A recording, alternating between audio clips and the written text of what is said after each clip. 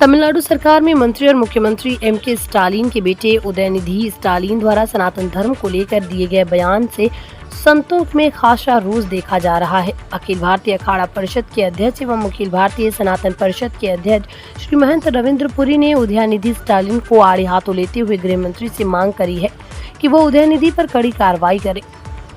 उन्होंने कहा कि सभी संत व अखाड़े सनातन के सैनिक है, जिनमें उदयनिधि के बयान से खासा रोष है। उन्होंने कहा कि जो भी सनातन का विरोध करता है उसका नाश निश्चित है। उदयनिधि स्टालिन द्वारा सनातन धर्म को लेकर विवादित बयान दिया गया, जिसमें उनके द्वारा सनातन धर्म को डेंगू, मलेरिया और कोरोना की तरह बताते हुए इसे समाप्त करने की बात कही, जिससे धर्मनगरी हरिद्वार के संतों में खासा रोष। संतों की सबसे बड़ी संस्था अखिल भारतीय अखाड़ा परिषद के अध्यक्ष ने उदयनिधि स्टालिन के बयान पर प्रतिक्रिया देते हुए कहा कि जो भी सनातन का विरोध करता है गद्दार है और गद्दारी करने वाला मिट जाता है। उन्होंने कहा कि इतिहास गवाह है कि जो भी धर्म या सनातन का विरोध करता है वो नष्ट हो गया। सनातन धर्म पर गलत बयानबाजी करने वाले ऐसे व्यक्ति पर धिक्कार है। ऐसे व्यक्ति का बहिष्कार किया जाना चाहिए। ऐसे लोग भारत में विभाजन की स्थिति लाना चाहते हैं। उन्होंने गृह मंत्री अमित शाह से मांग की है कि वो केंद्र सरकार ऐसे गलत बयानबाजी करने वाले उदयनिधि स्टालिन के खिलाफ कड़ी कार्रवाई करते हुए उसे पद से हटाने का काम करे। उदयनिधि जो है सबसे बड़ा गद्दार है, जो सनातन के साथ गद्दारी कर रहा है। जो भी सनातन के साथ गद्दारी करता है वो मिट जाता है। और जो आज ये सीएम, इसका बाप सीएम बना हुआ, ये मंत्री बना है, आने वाले समय में ये मिट जाएंगे। इनकी जो सल्तनत है समाप्त हो जाएगी, क्योंकि ये नीति है। जो भी धर्म का विरोध करता है, जो सनातन का विरोध करता है, वो नष्ट हो जाता है। महाभारत में आप देखो, रामायण में आप देखो, जिन्होंने भी सनातन का विरोध किया वो मिट गए और ये भी मिटेंगे। इसकी शक्ल आपने देखी होगी। मैं हैरान हूँ इसको देख के, ये कैसा व्यक्ति है? हिंदुओं का विरोधी? अरे ये पूरा हिंदुस्तान जो सनातनियों का है, हम पूरे हिंदू है, तो हिंदुओं का विरोध कर रहा है। लानत है ऐसे व्यक्ति के लिए, धिक्कार है ऐसे व्यक्ति को जो सनातन का विरोध करता है। मैं इससे ज़्यादा क्या कहूँ, बहुत बदमाश व्यक्ति है। मैं सरकार से, जो हमारी भारत सरकार को मैं ये निवेदन करना चाहता हूँ, अपील करना चाहता हूँ, ऐसे व्यक्ति को तुरंत पद से हटा दिया जाए, ताकि जो हमारे भारत में विभाजन की नीति न हो, वाद विवाद की स्थिति न हो। सनातन पर ऐसे जो इसने जो भाषा बोली है, ये बर्दाश्त के लायक नहीं है। इसे बर्दाश्त नहीं किया जाएगा।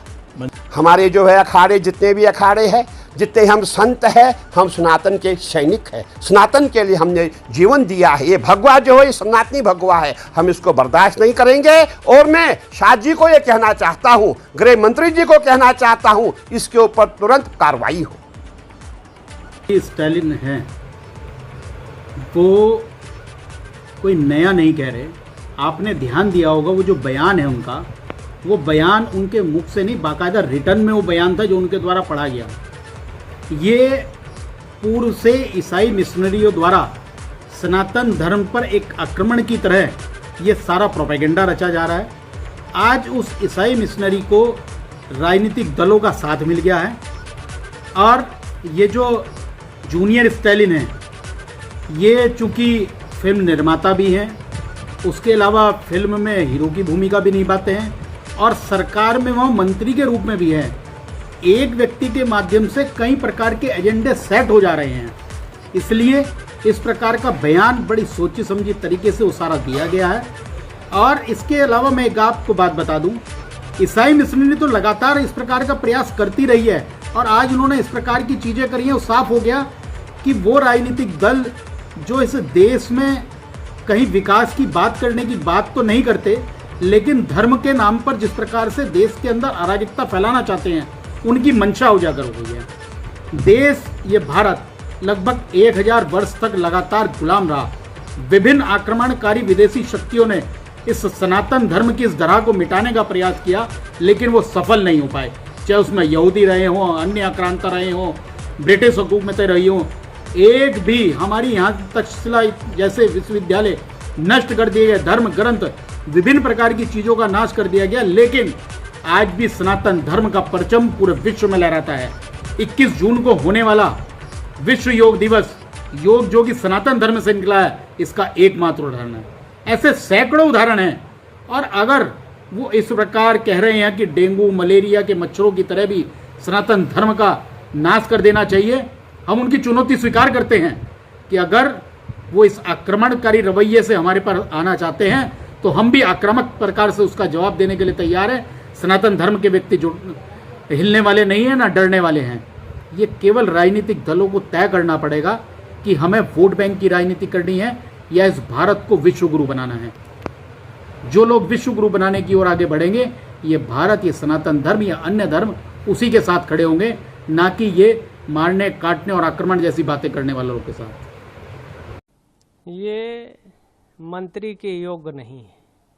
ये चपरासी की भी योग्यता नहीं रखते हैं और ख़त्म तो इसका बाबा नहीं कर पाया, इसका नाना नहीं कर पाया, या इसके जितने वंशज हैं सतयुग, त्रेता, द्वापर और कलयुग में सनातन को ख़त्म तो नहीं कर सकते।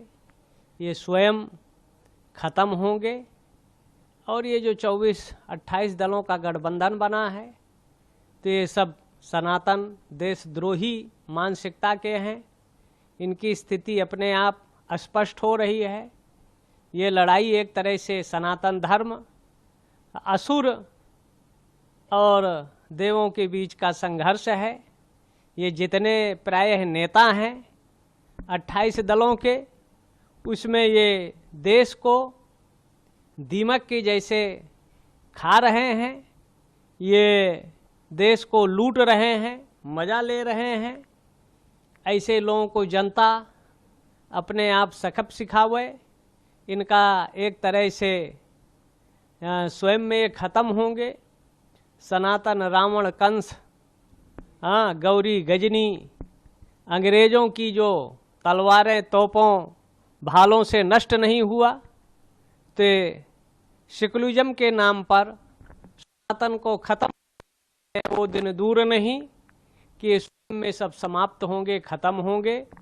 तमिलनाडु के मुख्यमंत्री के बेटे डीएमके नेता उदयनिधि का पुतला है।